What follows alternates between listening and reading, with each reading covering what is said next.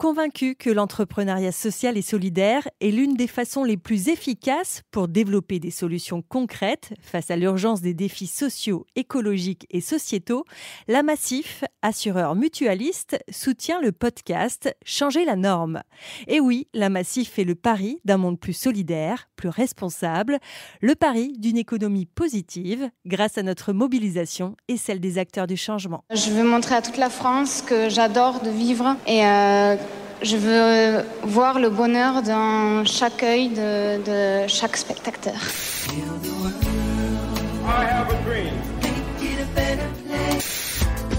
Il faut que tu respires. Moi à mon bisounours, je lui fais des bisous. Selon l'Observatoire des diversités du numérique, en 2022, 39% des salariés en start-up déclarent avoir déjà été victimes d'une discrimination lors de leur intégration. Ce constat met Anthony Babkin en colère. Après plusieurs années dans une agence de publicité, il démissionne et fonde Diversity Days. Son objectif ? Révéler les talents issus de la diversité et transformer le secteur du numérique. Je m'appelle Flavie Després, j'ai cofondé et je dirige Care News, le média des acteurs de l'engagement. Dans Changer la norme, je donne la parole à celles et ceux qui entreprennent autrement, celles et ceux qui croient que l'entrepreneuriat transforme notre société. Entreprendre, c'est une aventure formidable, mais c'est aussi un parcours du combattant. Dans Changer la norme, on parle de cheminement, de réussite, de gros sous, de petits tracas et de grandes ambitions, le tout sans langue de bois. Google.org a versé à la fin de l'année dernière une bourse de plus d'1 million d'euros à Diversity Days. De quoi accélérer le programme historique de l'association qui accompagne les entrepreneurs pour développer leurs projets tech. Dans cet épisode, Anthony nous raconte donc le futur de Diversity Days, son histoire à lui, celle de l'association, et il nous livre sa vision du secteur de l'intérêt général. Bonjour Anthony. Bonjour Flavie. Tu vas bien ? Pas mal et toi ? Eh ben écoute, pas mal. C'est vrai qu'on dit jamais pas mal. Toujours bien, mais en fait pas mal, c'est pas si mal. Mais c'est l'état de flottement, tu vois. C'est l'hiver encore. Oui, c'est l'hiver et le contexte n'est pas très drôle, mais on ne va pas si mal. Tu as raison. Bienvenue dans Changer la norme. Merci de m'inviter. Avec grand plaisir. On va parler de Diversity Days aujourd'hui. Mais avant de parler de Diversity Days, on va parler de toi. Qui es-tu, Anthony ? Écoute, j'ai grandi moi dans le 91, dans le sud de Paris, dans une ville qui s'appelle Évry-Courcouronnes, qui est semblable à beaucoup de villes de banlieue, plutôt pavillonnaire, tantôt ville dortoir ou tantôt ville un peu trop loin de Paris à mon goût, en termes d'accessibilité. J'ai grandi là-bas. Ce qui me caractérise le plus, c'est ma bonne humeur. La deuxième chose qui me caractérise le plus, c'est pendant 10 ans, j'étais ce qu'on appelle un mauvais élève, donc plutôt en situation d'échec scolaire. Et la troisième, c'est que je considère que je ne me suis pas fait seul. Que si je suis là devant toi, c'est parce que j'ai beaucoup de dispositifs qui m'ont aidé. Le premier dispositif, c'est mes parents.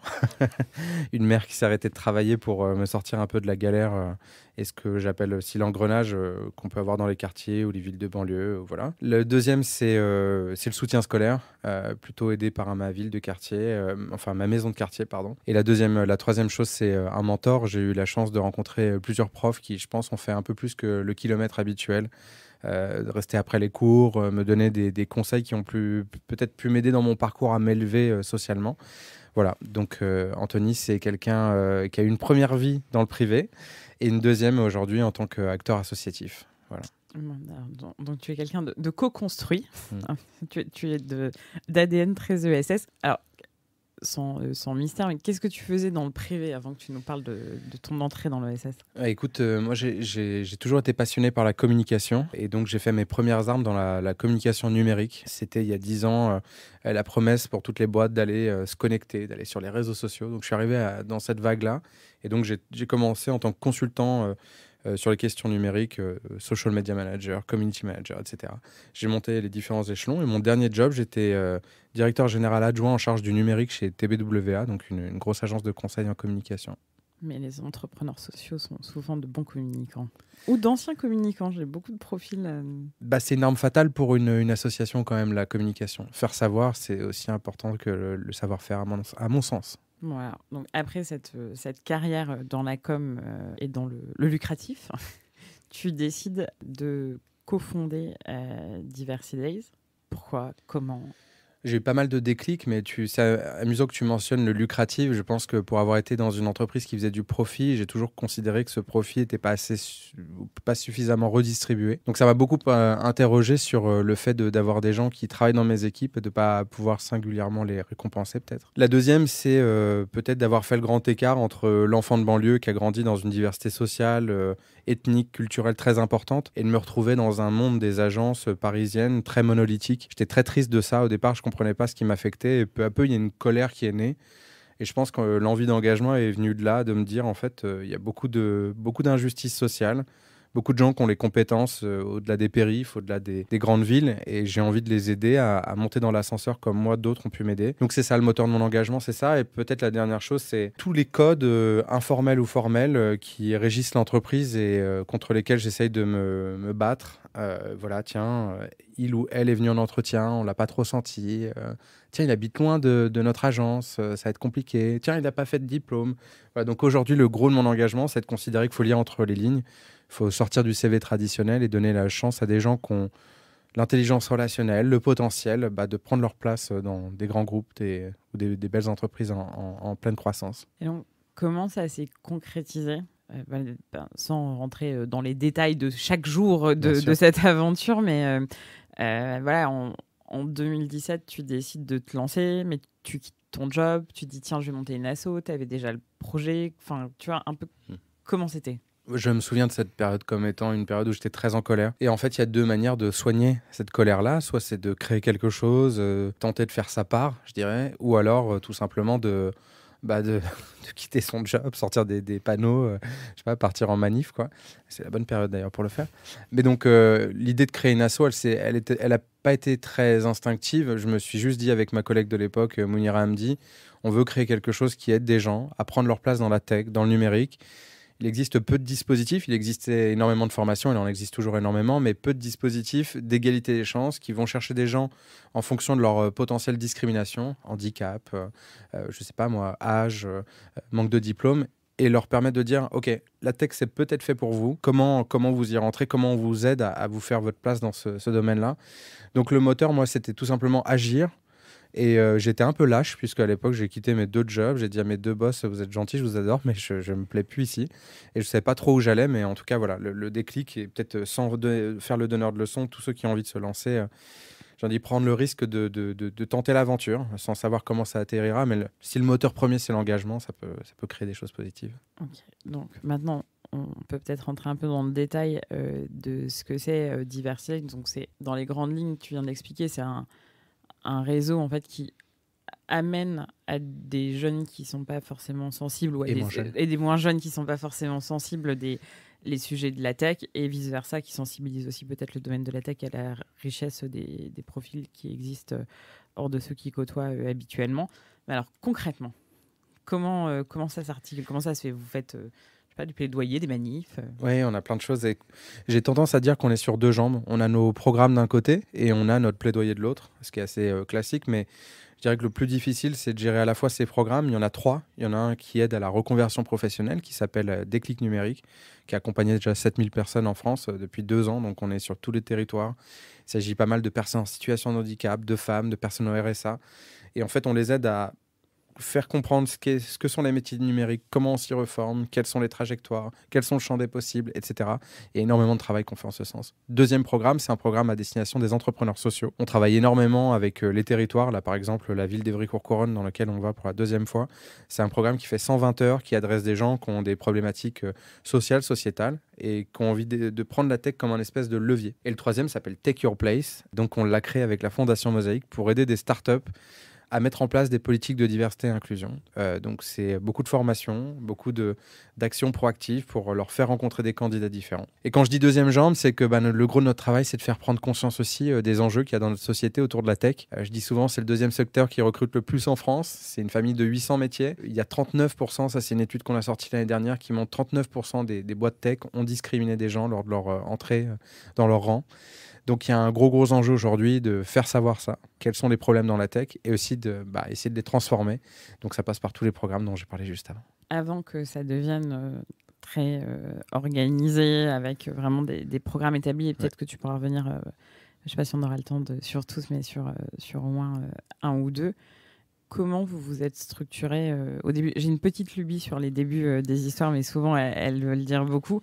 Donc, tu quittes ton job, tu décides, mais pourquoi une asso? Est-ce qu'il y a des gens qui t'ont accompagné? Est-ce qu'après, il y a toute une structuration juridique, fiscale qui n'était pas du tout ton métier? Oui, clairement. Après, gérer un PNL, gérer une business unit dans une boîte privée, ça reste quand même gérer un budget. Donc, j'avais quand même des notions de management et de gestion. J'avais une trentaine de personnes en management direct. Donc, j'avais quand même appris sur les bancs de l'entreprise. Non, ce qui est... Vraiment, moi, je continue de dire, je suis parti vraiment avec la lubie de dire, il me manque quelque chose sur ce pan-là. Et souvent, lorsque j'adressais le sujet, on me ramenait à la question femmes-hommes, alors que c'était tout de même, j'évoquais souvent, moi, la question d'intersectionnalité. Et très souvent, on me disait, oui, mais bon, enfin, nous, c'est l'équité femmes-hommes et pas plus. Donc, on est arrivé à un moment où c'était pas très tendance de parler de diversité dans la tech, alors qu'aujourd'hui, c'est un peu plus affirmé, même dans le discours public ou dans le discours des ministres en charge des questions du numérique. Donc, non, je pense que le moteur initial, c'est l'envie de changer la donne, l'envie d'agir. Et après, très concrètement, moi, je me suis mis au chômage. J'ai eu cette chance de pouvoir bénéficier du chômage aussi à ce moment-là, d'une rupture conventionnelle. Plus gros sponsor des entrepreneurs sociaux. J'adorais le slogan de Pôle emploi quand en off, on me disait on est le premier business angel de France. Moi, j'adorais je pense que c'est vrai. Voilà. Et donc, à l'heure où tout ça est en train quand même d'être relativement modifié, moi, je considère qu'aujourd'hui, si on est 12 collaborateurs chez Diversity, c'est parce que j'ai été demandeur d'emploi et parce que j'ai eu aussi des aides qui m'ont permis de créer cette structure. Et après, la forme associative, elle est très revendiquée. Moi, je la revendique parce que je suis passé du modèle profit à non-profit. Et très généralement, on me dit, mais Anthony, c'est quoi ton business model? Mais je réponds, mais en fait, c'est aller chercher chez des fondations, chez des acteurs qui ont envie d'avoir une forme de philanthropie, d'aller chercher des moyens. Et alors non, je ne vends rien. Par définition, vous n'achetez rien chez Diversity Days, mais en revanche, tout est gratuit. Alors, on dirait que c'est Disneyland quand je le présente comme ça, mais j'assume, il n'y a pas de souci. Je me dis simplement qu'il est temps d'avoir quand même des dispositifs où il n'y a pas de retour sur investissement derrière. Je considère que l'associatif, c'est une forme, moi, que je revendique dans l'ADN. C'est une chouette forme, c'est une forme unique en France. C'est un modèle dont on devrait s'inspirer un peu plus parce que tout ne peut pas être rentable. On a mis un billet sur nos anciens, sur les maisons de retraite, on voit ce que ça a donné dans les dérives aussi. Donc je suis pas sûr que tout doit être rentable. Et quand je vois les bénéficiaires qu'on a, personnes parfois en situation de handicap grave ou invisible, de personnes qui ont été discriminées ou chômeurs de longue durée, non, il n'y a pas de rentabilité à avoir de ce côté-là. Bon, sans parler de rentabilité, moi j'ai beaucoup lu...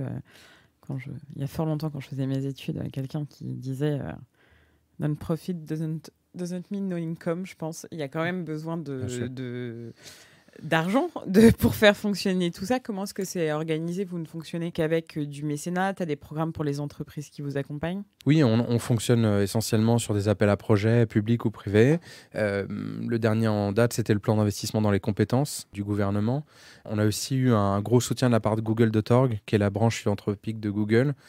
Beaucoup de boîtes tech aussi qui ont décidé de nous aider, de devenir adhérentes, de devenir mécènes aussi. Ça peut être du mécénat de compétences qui est soutenu souvent par un mécénat financier, par leur fondation. Donc tout ça est très complémentaire. Ça suppose d'être toujours dans une quête aussi de recherche de financement. Est-ce que c'est des gros volumes? Parce que Google, c'est plutôt des gros volumes. Généralement, c'est des 200, 300 000 C'était euros. 1 million d'euros sur la dernière levée. Oui.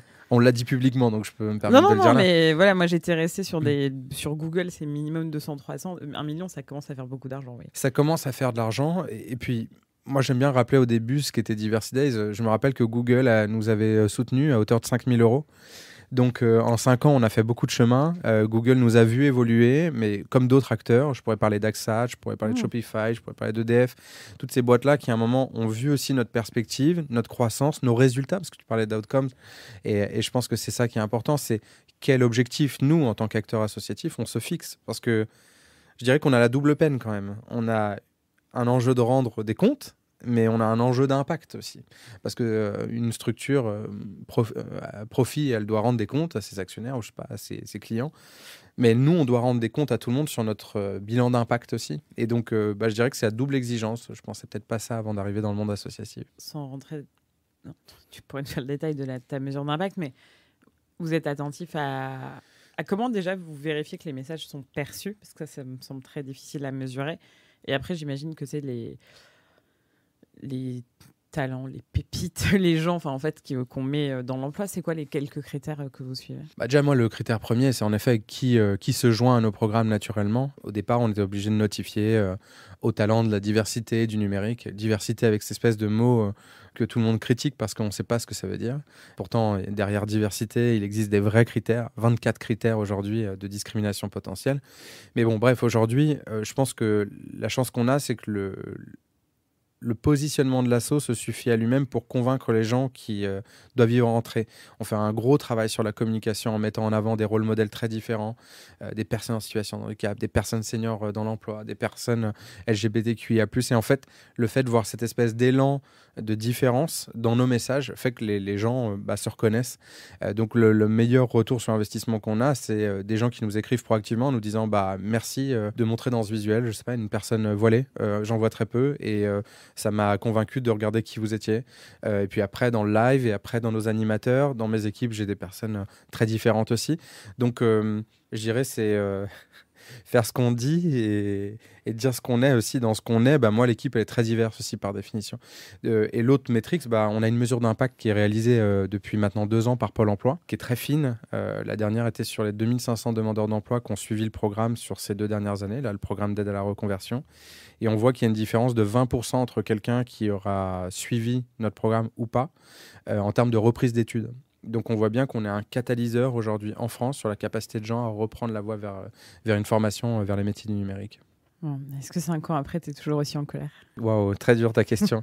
Oui, je suis toujours en colère parce que j'ai le sentiment qu'on, dans ce côté plein emploi et dans cette promesse d'une France qui travaille, j'ai conscience des difficultés psychologiques et sociales qui sont souvent sous-considérées. Je considère que si on prend l'humain que par l'angle du travail, on a négligé toutes les galères, le syndrome de l'imposteur qu'il a pu accumuler, toutes les baffes que tu te prends en termes de discrimination vers l'emploi. Donc, je suis toujours en colère de ce côté-là parce que c'est très réducteur de voir l'emploi que par le pan économique et le négliger sur le pan social. En revanche, je suis très enthousiaste parce que je vois des milliers de personnes qu'on accompagne qui nous disent avoir retrouvé de l'espoir ou de la confiance. Et je considère que nous, en tant qu'associatifs, notre moteur commun, c'est de redonner confiance aux autres. Ouais, justement, en parlant d'associatifs... Alors là, on va se reculer un petit peu par rapport à Diversides, mais sur le monde associatif et de l'ESS, globalement, comment tu trouves que ce secteur va en ce moment? Je trouve qu'il va pas mal. Franchement, c'est un milieu qui était relativement perçu comme technique, fermé il y a encore quelques années. Et je considère qu'il y a des grandes messes qui se sont ouvertes. Il y a les universités d'été, il y a un média spécialisé, CareNews, il y a un vent positif qui souffle aussi sur les médias, en considérant qu'il faut montrer d'autres typologies d'entrepreneurs. Ok, je monte ma boîte, mais je fais du bien aussi localement. Je prends soin de mes collaborateurs. Il y a vraiment quelque chose qui est né, que je trouve très positif. De l'autre, je trouve qu'on reste dans l'entre-soi par rapport aux fondateurs. J'allais te poser la question de la diversité, parce que ce sont tous, mes amis ou presque, mais c'est quand même, c'est pas très diversité, quoi. C'est pas très diversifié. C'est là où est notre rôle. Tu vois, dès le départ, Diversize, la mission initiale, c'était d'aller chercher des entrepreneurs sociaux partout en France et leur donner, on va dire, un tremplin grâce à notre programme, notre visibilité, nos réseaux, etc. Ce qu'on continue à faire. D'ailleurs, le soutien de Google vient dans le sens de ce programme-là pour aller révéler 200 entrepreneurs sociaux partout en France. Donc, il y a un impératif, c'est de se dire, OK, l'entrepreneuriat social, c'est bien, ça a émergé en France. De l'autre, qui sont les entrepreneurs sociaux derrière? Aujourd'hui, je trouve le corpus, on va dire, un peu homogène en termes de diplôme, d'âge ou de couleur de peau. Donc, c'est notre rôle aujourd'hui de dire à plein de personnes... d'origine CSP. Oui. Tous les critères, on va dire, socio-éco montrent qu'on a quand même affaire à on va dire, une petite catégorie de population. Donc notre rôle, c'est plutôt de l'ouvrir parce qu'aujourd'hui, dans les entrepreneurs qu'on accompagne, il y a des gens incroyables. Je pense par exemple à Lubna Ksibi qui a créé Meet My Mama, qu'on a rencontré en 2017. Je pense à Abdelali El Badawi, qu'on a rencontré en 2019 avec Banlieue Santé. Je pense également à Kunto, donc c'est une entreprise sociale et solidaire qui aide les personnes en situation de handicap à émerger, avec Hicham, Yachak et Mehdi. Voilà, tous viennent des différents territoires hexagonaux, viennent de la diversité sociale et ethnique, et prouvent qu'en fait, cet enjeu d'impact social, cet enjeu d'impact environnemental, il touche absolument tout le monde. Faut-il encore donner les moyens ? En parlant de moyens, donc toi, tu revendiques très fort le milieu associatif. Bon, après, tu ne t'es pas mal débrouillé en termes de financement, puisque ça a l'air d'aller, puis tu obtiens des sommes qui sont quand même importantes. Mais il y a pas Elle mal assure de... mon front.